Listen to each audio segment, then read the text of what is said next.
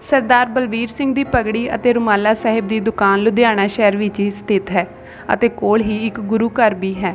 ਬਲਵੀਰ ਸਿੰਘ ਜੀ ਦੱਸਦੇ ਹਨ ਕਿ ਮੈਂ ਆਪਣੀ ਦੁਕਾਨ ਉੱਤੇ ਇੱਕ ਦਿਨ ਲੇਟ ਪਹੁੰਚਿਆ। ਘਰ ਵਿੱਚ ਕੋਈ ਦਿੱਕਤ ਸੀ, ਸੋ ਮੈਂ ਦੁਕਾਨ ਵੀ ਲੇਟ ਖੋਲ੍ਹੀ। ਮੈਂ ਪਰੇਸ਼ਾਨ ਵੀ ਸੀ।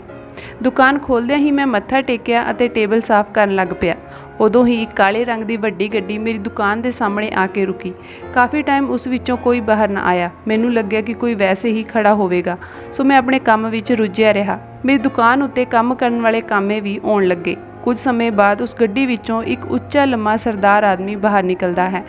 ਪਗੜੀ ਧਾਰੀ ਸੀ, ਪਰ ਦਾੜਾ ਕਤਲ ਕੀਤਾ ਹੋਇਆ ਸੀ ਅਤੇ ਇੰਜ ਪ੍ਰਤੀਤ ਹੋ ਰਿਹਾ ਸੀ ਜਿਵੇਂ ਵੱਡਾ ਅਫਸਰ ਹੋਵੇ।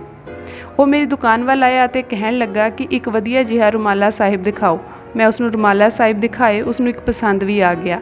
ਉਸਨੇ ਰੁਮਾਲਾ ਸਾਹਿਬ ਫਾਈਨਲ ਕਰਕੇ ਉਸ ਦਾ ਮੁੱਲ ਪੁੱਛਿਆ। ਮੈਂ ਕਿਹਾ 800 ਰੁਪਏ। ਉਸਨੇ ਕਿਹਾ ਠੀਕ ਲਗਾਓ। ਮੇਰੇ ਮੂੰਹੋਂ ਅਚਾਨਕ ਹੀ ਨਿਕਲ ਗਿਆ ਕਿ ਅੱਜ ਤੱਕ ਹੱਕ ਤੇ ਈਮਾਨ ਦਾ ਹੀ ਖਾਦਾ ਹੈ, ਬਿਲਕੁਲ ਜਾਇਜ਼ ਹੀ ਮੰਗੇ ਨੇ। ਮੇਰੇ ਮੂੰਹ ਵਿੱਚੋਂ ਇਹ ਗੱਲ ਨਿਕਲੀ ਹੀ ਸੀ ਕਿ ਉਸਦੇ ਹੱਥ ਵਿੱਚ ਫੜੇ 500 ਦੇ ਨੋਟ ਮੇਜ਼ ਤੇ ਆ ਕੇ ਡਿੱਗ ਪਏ ਤੇ ਉਸਦੀਆਂ ਅੱਖਾਂ ਨਮ ਜਿਹੀਆਂ ਜਾਪ ਰਹੀਆਂ ਸਨ।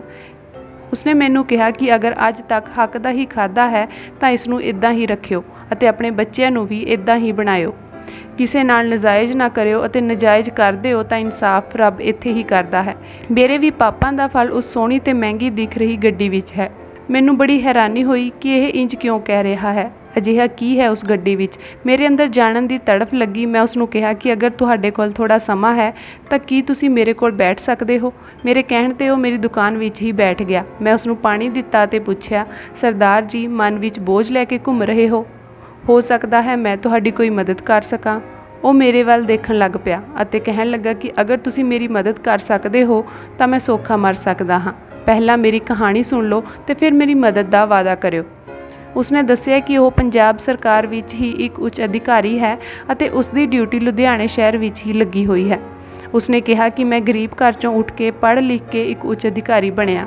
ਮੈਂ ਸ਼ੁਰੂ ਤੋਂ ਹੀ ਬੜੀ ਰਿਸ਼ਵਤ ਲਈ, ਹਰ ਇੱਕ ਤੋਂ ਪੈਸੇ ਲਏ। ਵੱਡਾ ਅਧਿਕਾਰੀ ਬਣ ਗਿਆ।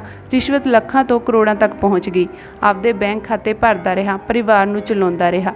ਮੇਰੀ ਪਤਨੀ ਨੂੰ ਵੀ ਸਭ ਕੁਝ ਪਤਾ ਸੀ। ਘਰੇ ਮਹਿੰਗੇ ਗਿਫਟ ਆਉਂਦੇ ਸਨ। ਉਹ ਦੇਖ ਕੇ ਬੜੀ ਖੁਸ਼ ਹੁੰਦੀ। ਉਸਨੇ ਕਦੇ ਮੈਨੂੰ ਨਹੀਂ ਰੋਕਿਆ। ਮੇਰੇ 2 ਲੜਕੇ ਹਨ ਅਤੇ ਇੱਕ ਲੜਕੀ ਹੈ। ਇੱਕ ਵਾਰ ਮੇਰੇ ਕੋਲ ਇੱਕ ਕੇਸ ਆਇਆ ਜਿਸ ਵਿੱਚ ਮੈਂ ਇੱਕ ਗਰੀਬ ਪਰਿਵਾਰ ਵਾਲਿਆਂ ਨੂੰ ਬੜਾ ਪਰੇਸ਼ਾਨ ਕੀਤਾ।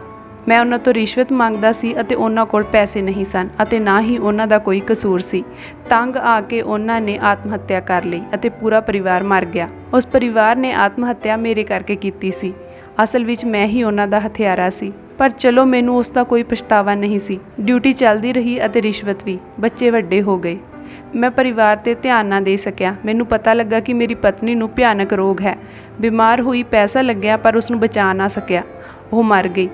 ਮੇਰੀ ਕੁੜੀ ਵੱਡੀ ਹੋਈ, ਵਿਆਹੁਣਯੋਗ ਹੋਈ। ਵੱਡੇ ਘਰ ਵਿੱਚ ਉਸ ਦਾ ਵਿਆਹ ਕੀਤਾ, ਕਰੋੜਾਂ ਰੁਪਇਆ ਲਗਾਇਆ। ਪਰ 1 ਸਾਲ ਬਾਅਦ ਹੀ ਘਰ ਵਿੱਚ ਕਲੇਸ਼ ਰਹਿਣ ਲੱਗਾ ਅਤੇ ਤਲਾਕ ਹੋ ਗਿਆ। ਪਤਾ ਲੱਗਿਆ ਕਿ ਮੇਰੀ ਲੜਕੀ ਨੂੰ ਸ਼ਰਾਬ ਪੀਣ ਦੀ ਆਦਤ ਹੈ, ਜਿਸ ਦਾ ਮੈਨੂੰ ਵੀ ਨਹੀਂ ਪਤਾ ਸੀ। ਮੇਰੇ 2 ਲੜਕੇ ਹਨ। ਦੋਵੇਂ ਪੜ੍ਹਨੋਂ ਹਟ ਗਏ। ਇੱਕ ਨੂੰ ਚਿੱਟੇ ਦੀ ਲੱਤ ਲੱਗ ਗਈ। ਮੈਂ ਉਸ ਨੂੰ ਹੁਣ ਹਟਾ ਵੀ ਨਹੀਂ ਸਕਦਾ ਕਿਉਂਕਿ ਉਹ ਮਰਨ ਕਿਨਾਰੇ ਪਿਆ ਹੈ।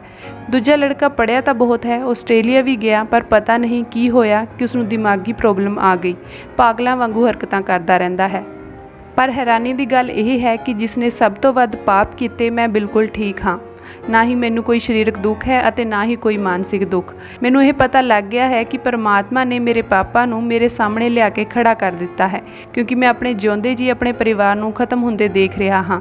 ਨਾ ਮੈਂ ਜਿਉਂਦਿਆਂ ਵਿੱਚ ਹਾਂ ਅਤੇ ਨਾ ਹੀ ਮੋਇਆਂ ਵਿੱਚ।